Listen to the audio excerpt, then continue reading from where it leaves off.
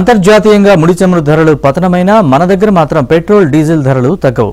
అభివృద్ధి చెందిన దేశాల కన్నా మన దేశంలోనే వినియోగదారులు ఎక్కువ చెల్లిస్తున్నారా? అసలు పెట్రోల్ ఉత్పత్తుల్ని జీఎస్టీ పరిధిలోకి ఎందుకు తీసుకురావడం లేదు? ప్రభుత్వాలు పెట్రోల్ రుచి మరిగా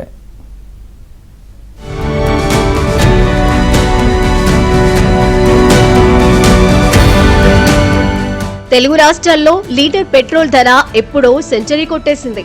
డీజిల్ సైతం సెంచరీకి సమీపంలో ఉంది. పెట్రో ఉత్పత్తుల వాస్తవ వ్యయం కన్నా పన్నులు, సుంకాలే అధికం. అందుకే వినియోగదారుకు ఈ కమోడిటీ ధర చుక్కలు చూపిస్తోంది. అంతర్జాతీయ మార్కెట్లో బ్యారెల్ ముడి చమురు ధర $67 ఉంది ఇప్పుడు. కానీ మార్కెట్లో లీటర్ పెట్రోల్ ధర $108 ఉంది. 2008 జూలైలో బ్యారెల్ ముడి చమురు ధర గరిష్టంగా $147.5 చేరింది. అప్పుడు పెట్రోల్ ధర లీటరు $54 ఉంది. ఇప్పుడు ముడి చమురు ధర అప్పటితో పోలిస్తే సగానికి సగం తగ్గినా వినియోగదారునికి మాత్రం ఎందుకు ఊరట కలగడం లేదు? కారణం ప్రభుత్వం పెట్రోల్ డీజిల్పై పన్నులు బాదేయడమే. బాదుడే బాదుడన్నట్లుంది కేంద్ర రాష్ట్ర ప్రభుత్వాల తీరు.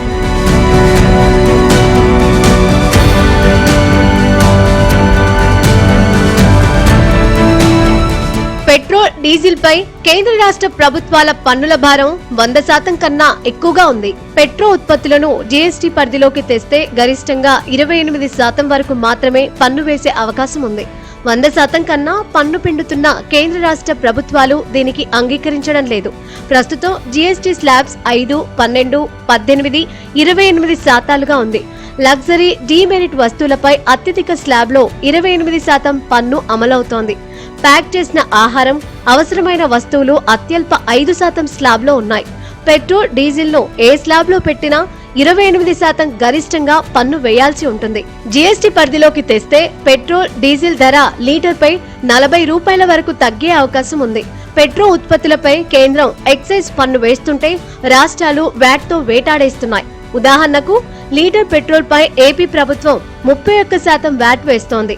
$4 అదనంగా వసూలు చేస్తోంది.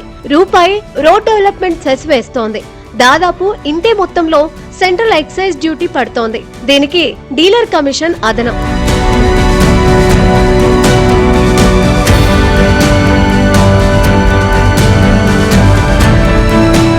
లీటర్ పెట్రోల్ కు అమెరికన్ల కన్నా దాదాపు $30 అదనంగా చెల్లిస్తున్నారు తెలుగువారు. ఇరాన్ వాసి కన్నా 40 రెట్లు ఎక్కువ చెల్లిస్తున్నాం మనం. ప్రపంచంలోనే అత్యధికంగా పెట్రోల్ ట్యాక్స్ కడుతున్నది హాంకాంగ్ లో. అక్కడ లీటర్ పెట్రోల్ ధర $304. తెలుగు రాష్ట్రాల్లో లీటర్ పెట్రోల్ కు దాదాపు $110 చెల్లిస్తున్నాం.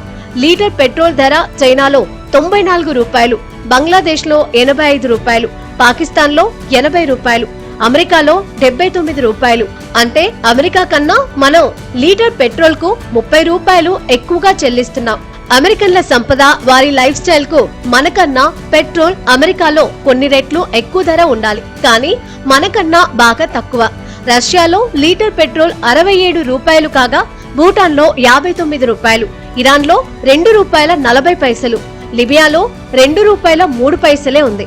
దీనికి కారణం మన దగ్గర పన్నుల బాదుడే. పెట్రోల్ ధరలు ఒక $107 లీటర్, డీజిల్ $95 వరకు లీటర్ వరకు కూడా ఇప్పుడు భారతదేశంలో వివిధ రాష్ట్రాల్లో కూడా రేట్లు ఉన్నవి. అఫ్ కోర్స్ మనం అనుకున్నట్లు విపరీతమైన భారం మధ్యతరగతి మీద, పేదవాళ్ళ మీద ఈ పెట్రోల్, డీజిల్ రేట్ల వల్ల ఉన్నది. ఒకటి, ఈ పెట్రోల్ కి మనం $100 పెట్టి పెట్రోల్ గానీ డీజిల్ గానీ కొన్నట్లయితే దాంట్లో ఒక సుమారుగా 30% ఎక్సైజ్ డ్యూటీ కేంద్ర ప్రభుత్వానికి పోతుంటది. 20 నుంచి 25% వరకు డబ్బులు ఒక వ్యాట్ రూపంలో రాష్ట్ర ప్రభుత్వాలకు పోతా ఉంటది. ఇంకొక $20 ఎవరైతే ఈ చమురు డీలర్స్ ఉంటారో, ఈ ఫ్యూయల్ డీలర్స్ అంటాం వాళ్ళని, ఎవరైతే వీటిని సప్లై చేస్తూ ఉంటారో వాళ్ళ కమిషన్ రూపంలో పోతుంది. సో ఈ 3 ఎంటిటీస్ ఏవైతే ఉన్నాయో వాటందరికీ కూడా కొంత పాలు $100 లీటర్ పెట్రోల్లో ఉంటది. ఒకవేళ మనము ఇవన్నీ తీసేసినట్లయితే సుమారు $30 నుంచి $40 లీటర్ పెట్రోల్ ధర మనకి మార్కెట్ లో దొరికే అవకాశాలు ఉంటాయి. వెనిజువేలాలో లీటర్ పెట్రోల్ $3.03, అంగోలాలో $28, ఈజిప్టులో $29, కువైట్ లో లీటర్ పెట్రోల్ $29, టర్కీలో $37, మలేషియాలో 40 రూపాయలు. ఆయా దేశాలు చమురు వెలికితీతతో పాటు పెట్రో ఉత్పత్తులపై సబ్సిడీలు ఇస్తుంటే మన దేశంలో మాత్రం పన్నులను విపరీతంగా బాదుతున్నారు. పెట్రో ఉత్పత్తుల ధరలు తక్కువగా ఉంటే దేశంలో మిగతా వస్తువులు సైతం చౌకగా లభిస్తాయి. అందుకే చాలా దేశాలు ముడి చమురు వెలికితీతకు సైతం సబ్సిడీలు ఇస్తున్నాయి.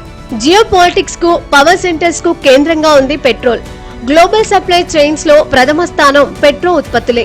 వీటి ధర పెరిగిందంటే ఫార్మా నుంచి బంగాళాదుంప వరకు ప్రపంచంలోని అన్ని వస్తువుల ధరలు పెరుగుతాయి. మధ్యతరగతి జీవితాలు ఈ పెట్రో ఉత్పత్తులపైనే ఆధారపడి ఉన్నాయి. దేశాల కరెన్సీ వాల్యూను సైతం ఇవి మార్చేస్తాయి. అందుకే పెట్రో ఉత్పత్తుల ధరలపై ప్రతి దేశం ఒక కన్నేసి ఉంటుంది. చాలా దేశాలు దీనిపై భారీ సబ్సిడీలు ఇస్తుంటే మన దేశం మాత్రం దొరికిన కాడికి పిండేస్తోంది. పెట్రోల్ జీఎస్టీ, పెట్రోల్ ఆధారిత వస్తువులు కూడా జీఎస్టీలోకి తేవాలని కూడా చాలా సార్లు చర్చ జరిగింది. జీఎస్టీ కౌన్సిల్ లో కూడా చాలా రాష్ట్రాలు కూడా ఈ ప్రతిపాదనను పెట్టినారు. కానీ ఒకటేంటంటే జనరల్ గా రాష్ట్రాలు వీటికి ఒప్పుకోరు. ఎందుకంటే ఒకవేళ తీసేసినట్టయితే ఏదైతే రెవెన్యూ వాళ్ళకి పోతుందో, ఆల్రెడీ జీఎస్టీ రూపంలో చాలా వరకు రెవెన్యూ పోగొట్టుకుంటున్నాం అనే రాష్ట్రాలు చాలా వాదనలు వినిపిస్తున్నాయి. దానితో పెట్రోలియం ని కూడా దాంట్లో పెట్టేస్తే ఇంకేదైతే కొంత వ్యాట్ ఏదైతే స్టేట్ లెవెల్లో ఏదైతే రెవెన్యూ వస్తుందో రాష్ట్రాలకు అది కూడా పోతుందనే భయంతో చాలా రాష్ట్రాలు కూడా దీనికి ఒప్పుకోలేదు. ఒక 5 లక్షల కోట్ల రూపాయల రెవెన్యూ ప్రతి ఏటా కేంద్ర రాష్ట్ర ప్రభుత్వాలకు వస్తుంది. కాబట్టి దాన్ని పోగొట్టుకుంటే దానికి ప్రత్యామ్నాయం ఏంటి అని ఆలోచించాలి. కాబట్టి ఇవన్నీ ఈ 2 రీజన్స్ ప్రధానంగా రెవెన్యూ పోగొట్టుకోవడం ఒకటి, 2 మనకి రెవెన్యూ ఒకవేళ దీన్ని జీఎస్టీ స్లాబ్ లో పెట్టినట్టయితే మనకి ఆల్టర్నేటివ్ ఆప్షన్స్ కూడా లేకపోవడం అనేది ఇంకో అంశం.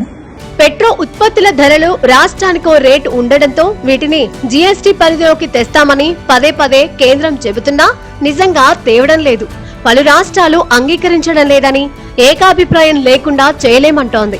కేంద్రానికి నిజంగా చిత్తశుద్ధి ఉంటే ఇదేమంత పెద్ద కష్టం కాదు. పెట్రో ఉత్పత్తులపై విధిస్తున్న పన్నులు, సుంకాల ద్వారా 5 ఏళ్లలో కేంద్ర రాష్ట్ర ప్రభుత్వాలకు 38,41,000 కోట్ల ఆదాయం వెళ్లింది. ఆదాయంలో 23,25,000 కోట్లు కేంద్రానికి, 15,16,000 కోట్లు రాష్ట్రాల ఖజానాకు వెళ్లాయి. కేంద్ర ఖజానాకు చేరిన ఆదాయంలో అత్యధికంగా ఎక్సైజ్ డ్యూటీ వాటా 16,43,000 కోట్లుంది. ఇంత భారీ స్థాయిలో ఆదాయం వస్తూ ఉండడంతో పెట్రో ఉత్పత్తులను జీఎస్టీ పరిధిలోకి తేవడం లేదు.